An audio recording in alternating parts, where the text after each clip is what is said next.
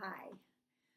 So today's video is about gratitude, and I wanted to give you a little bit of the neuroscience behind gratitude and why it's so important. Because I think it would be quite difficult to imagine that you haven't heard that gratitude is good for you in one way or another.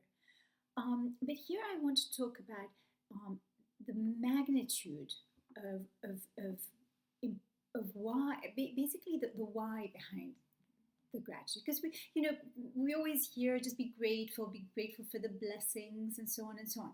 And I wanted to explain the way the brain works and the importance of perspective in terms of the results we have in life. So the way the equation works is that our beliefs become our actions, and our actions show up as results. So the belief core is really vital, and the belief core begins with what we really believe at the deepest level of us. So what happens with that is if our beliefs are a little bit hesitant, the action tends to be lukewarm, and then the result is quite lukewarm. And then it loops back into a belief that says, well, yeah, I kind of thought that. And then it just keeps spiraling in that direction. So the good news for us is that beliefs are just thoughts that we're thinking. So if we catch a limiting belief, any kind of limiting belief, I'm not enough, I can't do this, it's too late in my life to try this, anything like that, that's sort of, and as we discuss more and more of this, you'll start to catch your own limiting beliefs. And as we strengthen the limiting belief, we basically move the equation along. So this video comes on the back of a video I made a few weeks ago on imagination and creative visualization and imagining what we want. So in the same way that an athlete would focus on his goal and would bring the image into his mind first and let that lead to the result that he wants. And some athletes have turned around their situations by really taking on the mind for the physical result. So in that same way that we're using creative visualization as one of the ways to bring the images into the mind so that the belief becomes stronger, so that the actions become bolder, and so that the results become more noticeable. And then that reinforces that cycle. So this video is about gratitude. But gratitude is one of the tools we use for mindset and for perspective. So it really strengthens our belief structure, because the neurons are use them or lose them. That's how the neurons work in our mind. So if we are focused on the problematic issue, what happens is we tend to pull the rest of our world into that, because what we focus on expands, and because that becomes the neuron that we're using the neuron that's noticing that kind of problem or other problems. Basically it leads into others. Whereas when we're using a neuron that is looking at a perspective that is brighter, we're reinforcing that neuron. And so if we have one good thing going on in our world, and we're focused on that, we're grateful about that, what happens is we tend to pull the rest of our world with us in that direction, in the same way that we would the other way around too. So the way I would begin a gratitude practice that really becomes a part of your life is I would take out a piece of paper, and try to do this at a peaceful moment. If you can, light a white candle and sit down and do it. But if not, a moment where you're free, maybe your lunch break, maybe you're on a plane, or just a moment where you can sit down and write at the top of your paper 150 things for which I'm grateful, and begin listing them. 150 things. I know that's a lot. And you might get to a point where you're like, oh my God, what else am I going to, be grateful for? But just, if it comes down to, I love my mug, that goes on the list. I love my mug. Um, I remember doing this exercise when I was in Paris. I had just moved from Paris to New York, from New York to Paris, rather. And I was missing New York so badly. And I was really kind of noticing all the things that were not New York. Basically, New York is super sunny. New York is super, oh, everything's easy. It's just like, and I was just focused on how gray Paris was, how rainy it was, and how everything was so complicated.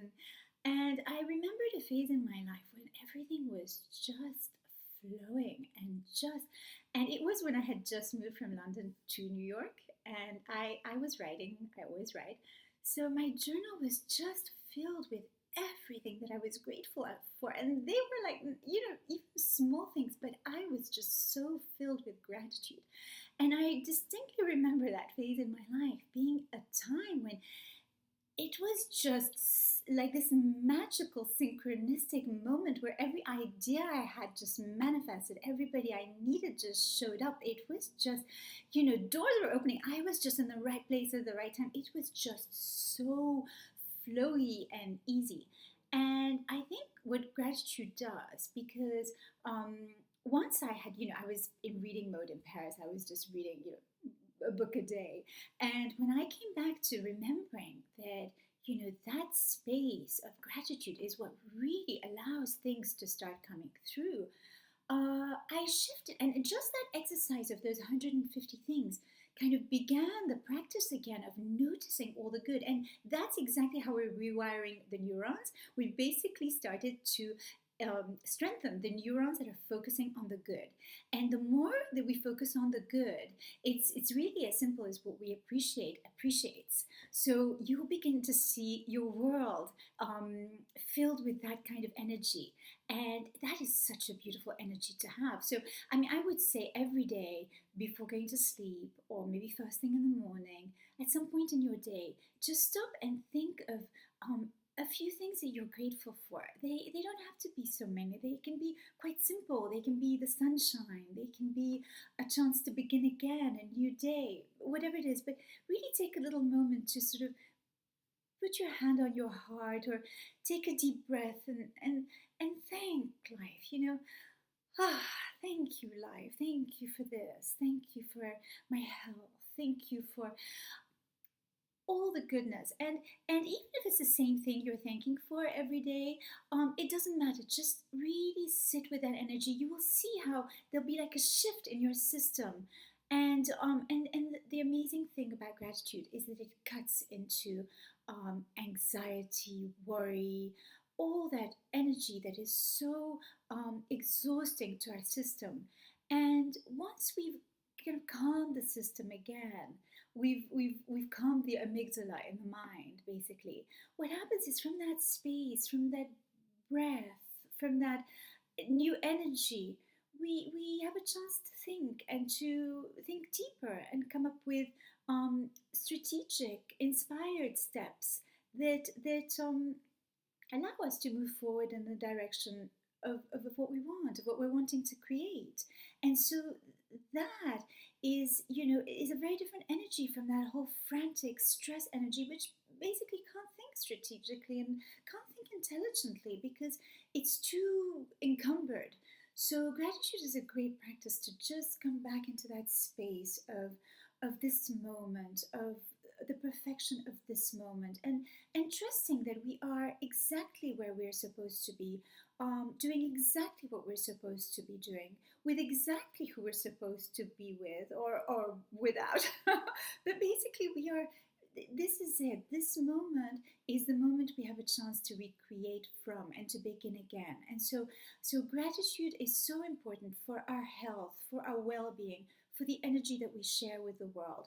I mean, how lovely it is to be with people who are just excited about even the tiniest of things happening. It's just such a lovely energy. So I would recommend, now that we have the neuroscience backing, these kind of things that I'm talking about, energy and intuition and gratitude and so on. I think, we have the underlining to it now from the medical schools and from the science.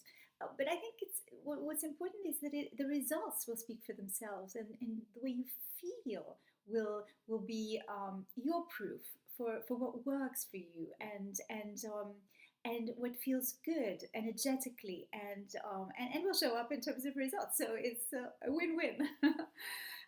Now, just to remind you all that I'm hosting an event on the Isle of Man in June, the whole weekend, 23rd of June, basically Friday, Saturday, Sunday. So I will be sharing a lot of tools and techniques and a lot of mindset ideas and backed by a lot of the neuroscience that I'm studying currently, and basically, living a life of truth and having the courage to do that, because the journey of the heart requires courage. That's why the word courage comes from the word cœur in French. It begins from the heart.